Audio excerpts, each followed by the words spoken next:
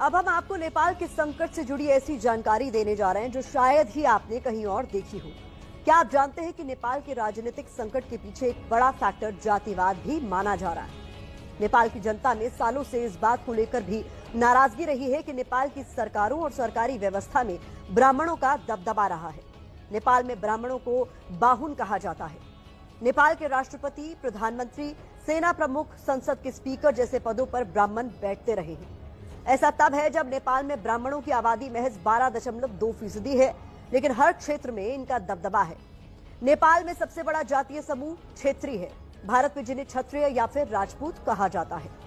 नेपाल में क्षेत्री 16.6% है। ब्राह्मण और क्षेत्री को ही नेपाल में खस आर्य कहा जाता है। नेपाल में खस आर्य की कुल आबादी करीब 29% है। नेपाल की संसद में तो खस आर्य का ही दबदबा रहा है।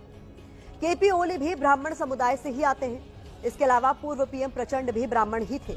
ये भी एक वजह रही कि नेपाल में दूसरी जातियों को समान अवसर नहीं मिले, जिसने कहीं न कहीं सरकारों के प्रति आक्रोश की मात्रा को बढ़ाने का काम किया। सवाल उठने लगे कि नेपाल में कम्युनिस्ट राज है या फिर ब्राह्मण राज। यहां गौर करने वाली बात यह भी है कि भारत के एक और पड़ोसी देश में राजनीतिक अस्थिरता का संकट गहरा गया है। तो ये हमारे देश की सुरक्षा और कूटनीति के लिहाज से कितना गंभीर है, आपको मैप के जरिए भारत के आसपास के देशों में क्या हालात है वो दिखाते हैं। वो समझना जरूरी है। यहाँ आपको भारत नजर आ रहा है और इसकी जो तमाम पड़ोसी